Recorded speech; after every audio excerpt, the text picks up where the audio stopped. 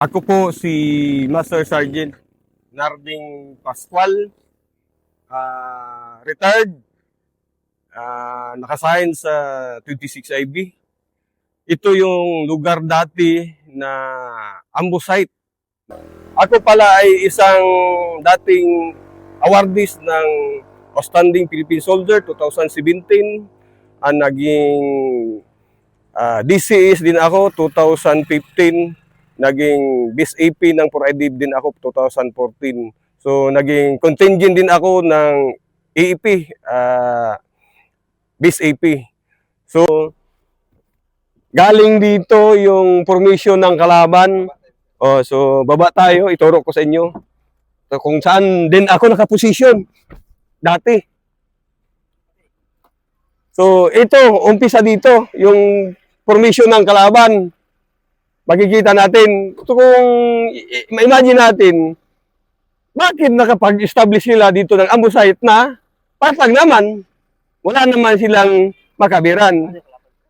Ito na, yung posisyon. Dati ito, yung, kung ano makita yung mga sukal dito, ganun pa, ito lang kasi ongoing yung project na Pan to Market Road from Dibalit to Magsay. So medyo malaw, lumuwang na. Pero na dati, masikip. So kaya madali siya kapag-establish. Pero ang pinaka-imkon doon, kung bakit dito palagi yung establish yung mga ambush site dati, kasi yung well-organized yung tao dito. Yung mga IP populace dito, kung ano man yung ginagawa ng CPP-NPA, lahat ng activities nila, mga atrocities nila, madali nila mapaigalaw kasi yung tao sa kanila. Ikwento mo nga, Master, yung ambush dito kasi nandito yung natamaan yung anak mo, di ba? Yes, sir. So, pwede puntahan natin mamaya yung kuan, sir. Yung saan yung anak ko. Kasi ito to, dandan. Dito yung kalaban. Tapos kami naman dito, nag-convoy kami mga 4 kaming motor. Dito, convoy kami. Nauna yung panganay kong anak, driver, tapos dalawang convoy. Pangalawa man yung pangalawa kong anak, tapos pangatlong motor ako, tapos si Master Hulibayan na sa buntot ko. So dito, nung nagkaputukan na kami kasi ako yung unang binanatan. Dito yung kaming dalawang motor ni Hulibayan, dito siya, doon naman ako. Ito mismong lugar na to. Na bago lang. Pero ito yung kalaban mismo, makita mo yung may mga kwandan, yan na yung presensya ng kalaban. So, ang pagitan lang namin, siguro mga 5 meters lang. Makikita natin, 5 meters lang. Dito kami nakatayo, yung kalaban dyan na. So, yung NPA mismo, makikita mo. Makikita kung anong action nila, ano yung ginagawa nilang volume ng fire nila. Makikita natin. Kadikitan, Master? Dikit na dikit talaga. Yes, sir. Sa totoo lang, sir, dito kami. Ito. Diyan si Hulibayan, dito ako. Tapos yung pangalawa kong anak, diyan sa may anak, kurbada. Tapos doon sa paakyat naman, punti, doon yung panganay kong anak. Doon sa may motor, sir, makikita mo, doon yung panganay kong anak. So dito ako. Yung posisyon ng kalaban, dito lang kami, sir. Ito. Tapos yan, yung gilid na mismo. Yung makikita mo yung kalaban. So habang sabi ng misis ko, bay, accidental yung kadulo. Sabi ko, hindi, inambus na tayo. Kasama ang misis mo? Kasama yung dalawang anak ko, sir, at saka misis ko. So, sabi ko, hindi, inambus na tayo. Sabi ko, prepare lang. Tapos pinagilid ko yung ngayon yung motor ko dito, itong cobs na to. Dito ako tapos tinadyakan ko yung motor ko, pinadapa ko yung misis ko. Tapos saka pa ako nag-cover fire. Sabi ko, so, pag kung naman yan, gabing putok-putok naman, sabi ko no, tata, kung natin ito, isuppress natin ito, para mauna natin ma-clear, saka tayo magre-reinforce doon sa dulo, kasi saan ba mas marami? Sir? Saan mas marami ang yung kalaban? Kalaban, oh. Yung nag-ambush sa amin, sir, buong formation ng Front 88. Kami naman yung inambush, 2 kaming regular, at saka 4 na kapgo. So, 6. Yung nga lang, kasama misis mo, tsaka 2 anak mo. Yes, sir. So, yun lang yung dala ko. Dito. So, nung naumpresahan na ako namin yun, sir, na itulak namin yung kalaban kasi pag tingin nila na hindi kami tinamaan, inassault agad namin yan. Sabi ko, i-assault natin para mabilis natin sila mapahila. Hanggang so, pumunta na kami doon. Nakita ko yung kalaban doon sa dulo, sir. Umassault na din. Pero ang haba nung linya nila. Mahaba, sir. Tapos, ang landmine naman, sir, dalawang series. Yung 4 liters Mm. na Claymore mines. Mm. So, dalawang series. Ang kabutihan lang doon, hindi nakaputok. Hindi nakaputok yung Nasaan yung kwan sirit ito. yung lampas ng motor? Yes, sir. Kalaban pa yan, sir. Hanggang doon sa dulo ng motor. Kung makikita mo yung kwan, sir, may kahoy na mataas. Doon sa Oo. dulo. Hanggang doon pa yung formation nila sa pag-ambo sa amin, sir. 6 lang kayo. 6 plus 6 or misis mo, 7. 7 ata yun, sir. 7. plus misis mo. Yes, misis ko dalawang anak ko, sir. So 10. Pero yun nga, wala mang Oh, silang. wala man silang baril, sir. So, ang may baril talaga, sir, is 7 lang kami. Ito, kinakwento natin kasi to lalo na sa mga reservists, lalo na yung mga kasundaluhan din na ganito ang klase ng away. Yung So- ganito klase. Kung minsan sabi nyo, sir, ang lapit naman ng 5 meters, yan na nga, master, pakita mo nga. Oh, sir, sa totoo lang, dito kami nakaposisyon. At tapos ito yung makita niyo may kahoy na putol. Doon na yun yan yung mismong presensya ng kaaway. So makita mo halos 5 meters lang yung agwat. Paano maneuver nyo, master? So ang ginawa ko doon, sabi ng misis ko, "Bay, paano na tayo?" Sabi ko, "Huwag kang mag-aalala. Ubusin ko yan habang hindi tumatakbo yan." So sabi ko, yung sa isip para ini-encourage ko sila na huwag matakot kasi nasa na tayo sa gitna ng kamatayan. Pero sabi ko, yun ang focus ko na hindi ako pwedeng mamatay. Sila ang pwedeng mamatay, hindi ako. So, yun ang yun ang iniisip ko, sir. Yan naman dirigmang Pilipino. Kaya medyo yan yung So, dito natin pinapakita. Kaya ako nandito ngayon, binibisita natin yung mga ambush site, mga guerrilla zones. Dito natin pinipicture yung tapang ng sundalong Pilipino. So, ang diferensya lang nito noon, master, lapok pa to. yes, sir. Yes, sir. Kuan pa to, sir. Tapok talaga, sir. Putik-putik, O, sir, lapok, putik, putik-putik. tapos kurba-kurba. Tapos, puntahan natin yung mismong, kuan, sir, yung kung saan na-recover ko. Nung tapos naman dito, sir, pagtingin ko na nag-assault ng isang plato na MP doon, buti naman, nakita ko yung bata ko mismo, cover fire sila. So, cover fire. MP naman, nung nasa gitna ng kalsada, nung nag-cover fire yung dalawang pati nating bumalik naman. Akala nila patay na. So, nung nag-cover fire na, doon, sabi nila, hindi tayo pwede talaga. So, doon ako. Tapos, sabi ko, puntahan natin yung sa dulo kasi doon yung mas maraming putukan. Ano to, takbo? Takbo o lakad lang?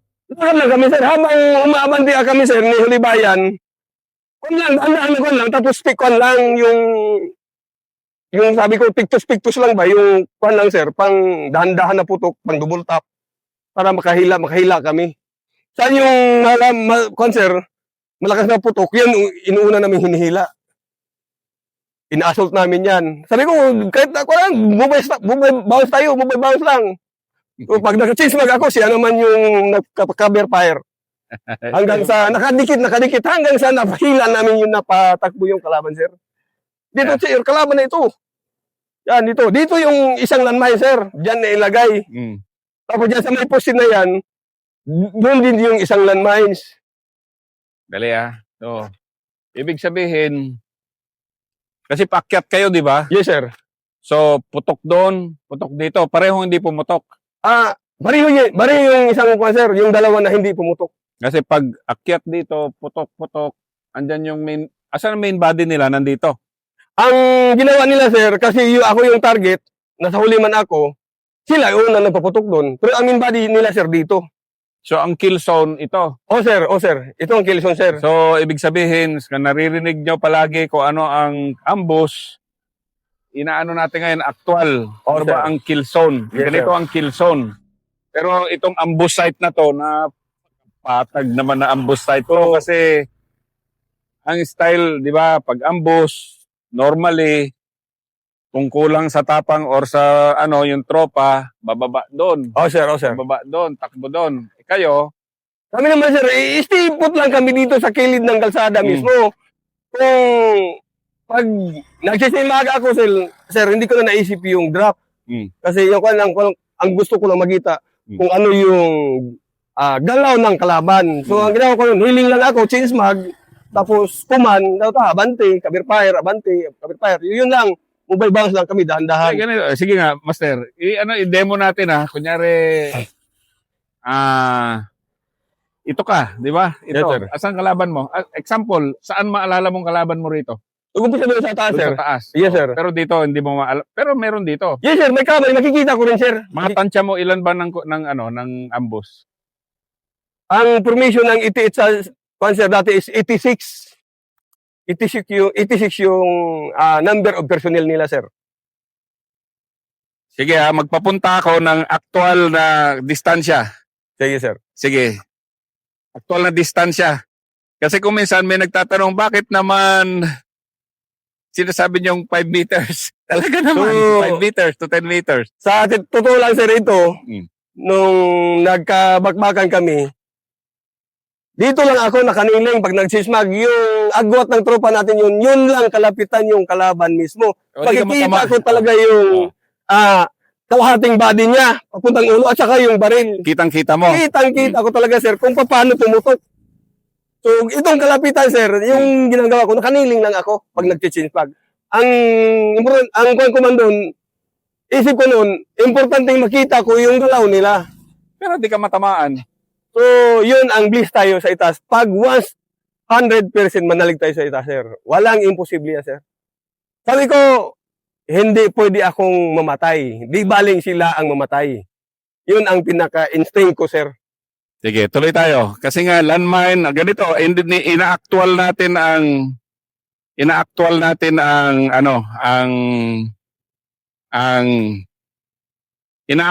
ang isang ambush site. So, ito ang kill zone, may landmine, ito, Ito, napakalapitan talaga ito, Natatawa sir. ako bigla. Lapit. grabe, ganito kalapitan ng So, ito pa na, dyan sa left side, sir, bagong kwan pa yan, sir. Bagong sunog pa. Bagong tanim pa yung mga limonsito dyan. So, wala kang makikitang makabiran mo dyan, kahit anong gawin mo. So, wala akong ibang naisip sa ko, mas maganda pa, doon na ako sa kalaban dumikit. Kasi makikita ko pa kung ayong galaw nila at saka alam ko kung paano ako mag-execute. So, yun ang ginagawa ko. Lupit. Ito lang, may doon dito eh. Hanggang doon. So, ito yung kill zone talaga. Yan ang Philippine Army. Yan ang kill zone na kill zone to. Pero, ito yung pinaano nila, sabi mo, ito yung main body nila. Yes, sir. Yung nakahawak naman ng detonator, doon, sir, yung mismong doon yung na-recover ko yung may hawak ng isang AK, isang Sige nga, balisaw. lakad tayo. Saan ang So, detonator? Hindi, saan ang main body dito? Dito, sir. Ito na, sir. Dito. Kasi ang gagawin nila sa'yo, pinapasok ka sa kill zone, boom, boom, hindi pumutok. Kung aatras ka, dito kill zone, Oh, atay sir. ka. Oh, sir. Yun. Ito. So, dito sana yung tumitira sa akin. Kasi pag nakikita nila yung lugar mismo, ground, kung kahit saan tayo tatakbo, kitang-kita tayo, parang target paper tayo. Target paper nga kayo. Pero tibay. Dito. Yan ko, inaano lang, pinapakita na live ito. Actual ito na ambush site. So makikita natin dito sa magilid lang, ito na talaga yung formation ng kalaban. Diyan na sila naka-position. So lahat yun, nung nag-umpisang putukan, lahat putok na yan. Lahat sila pumuputok. Makikita mo yung kalsada. Makikita mo yung itong mga bato-bato, tumatalbog lahat yan. Parang nag-ano, sir ba? O lahat lang tumatalbog kasi sa tama ng bala. Makikita mo. Tapos yung umuusok. Makikita mo. Then, dito, sir, yung panganay ko naman at saka dalawang kapgo, ito naman yung posisyon nila dito, sir. So, ang tumitira sa kanila, ito na mismo sa gilid. Yung tumitira sa kanila. Buti naman, nakikita sa driver, pinsan ko mismo, nakikita niya yung driver, yung kalaban. So, dyan na ngayon sa kaliwa, hinila niya yung motor, pinatakbo. Pero sa pagtumba pa lang, yung paa ng anak ko, nahagip na. May Yung tama. paa, oo. Sir. So, nahila niya kunti, malapit lang yung kan. Doon nag-search yung kalaban. Kasi alam nila, hindi siya nakapag-reply. So, ngayon, nag-search ang kalaban hanggang dito na. Yung presensya ng kalaban, dito na. Dinikitan yung anak So, mo. dinikitan yung talpo kasi alam nila, patay na. Mm. Yung pagdating naman dito sa gilid, saka pa nag-return fire yung dalawa. So, pag return fire, doon na maraming tinamaan. Mm. So, takbuhan na naman sila balik. So, nag-cover ng Oo, yung nag-cover naman sila doon. dyan, sir. Mm. So, balik na naman yung kalaban sa posisyon. Mm. So, continue sila, suppress fire. Mm. Continue. So, nakita ko naman, kasi sabi ko, yung kalaban dumidikit. Sinabi niya ko na si Liban, asol tayo doon. Kasi yung unang namin na-inquito kanina, tumakbo na yung inasultan namin. Sabi ko, pag change mag ko na, sabi ko, asol tayo. Mm. So, pag lahat tumatakbo na yung first platoon nila, dito na may dahan-dahan. Hanggang bawat marating namin, sir, bawat marating, takbo yan, takbo. Bawat marating namin, takbo yan. Hanggang sa umabot na kami dito. Nung inabutan ko naman dito, dahan-dahan na sir ba? Walang parang di na coordinated yung withdrawal nila, hindi na. Kung saan yung una kong maabutan, takbo na yan. Saan yung una kong maabutan, takbo na yan. Yung iba, ang nangyari doon, lost command. Walang command na sa kanila. Kanya-kanyang takbo. So, wala nang kanila doon. Hindi na organize yung kanila labanan. Kaya pagdating ko dito ko naabutan yung isang body count natin, sir. Yung may iki. Doon naman sa baba. Lapit lang. Dito lang siya ito. Mm. Nagilid lang mismo. Nung siguro na doon ako sa truck na yan, doon ko naabutan sila. So kanya-kanya ng kuan. Nakita ko man.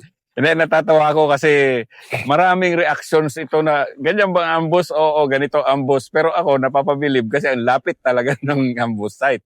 At saka hindi, karamihan kasi ng ambush site, matarik, kurbada, wala kang Oo, wala sir, kang bangin. bangin. Pero dito, makikita mo, plain na plain talaga, Plain sir. na plain. So, ang inasahan kasi nila, sir, yung landmines. Kung nakaputok yun, doon ako mapipilyor. Oo, ayan na, nasa lapit ng Oo, landmine. sir. So, yung isang mga body count, nahila na, sir, doon sa baba ko inabutan namin. Ano ba ito, Master? Sa likod niya, Oo, bulusok na? pababa, sir, tapos may sapa. Tapos may kandon, clip. Tapos waterfall na maliit. So hanggang doon kami nag-search. Yung waterfall, hindi na nila yung kanyan. Tinalo nila yung matataas na ko, sir. Clip, tumatalon. Lahat, walang sinabing naghanap pa ng daan, wala. Lahat, tinalo nila yan. Ayos. Kung ano kataas yung clip.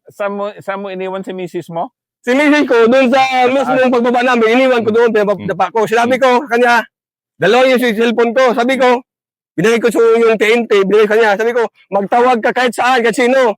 Kung isa naman yung cellphone ko ngayon, tumawag ako kay Isto. Sabi ko, sir, naambos kami dito sa kilometer 8. So, nilagay ko lang sa bulsa ko habang nakipagbakbakan ako. So, usap-usap ko si Isto ngayon nung kasalukuyan kami nagbabarilan, sir. Marinig niya yung putok. Kung ano yung galaw namin doon, marinig niya.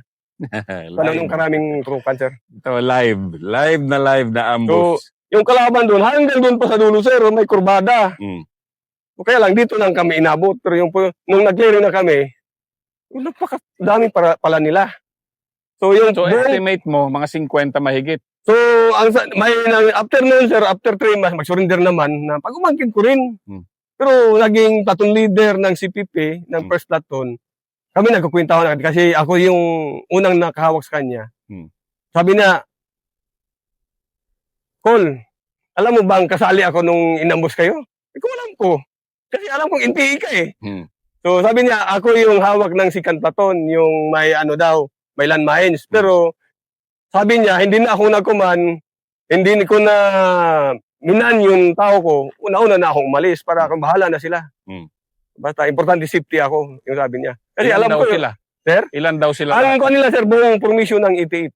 So, nung dati, yung formation ng 88, yung personnel nila is 86. So ito, 86, nakaparada dito mga more or less 200 meters. So yun, sir, more or less 200 meters yung na-occupy nila, sir. Inambos nila 7 kayo plus pamilya mo, so Yes, sir. 10. 10 kami, sir. Ang casualty nyo, Yung anak ko, sir. Yung anak mo. May tama sa kaliwang pa, sir. Ikaw, Master Galos. Sa awa ng Diyos, wala, sir. Yan, ang warrior ng Banwa On Tribe. Maraming salamat, Master. Thank you, sir.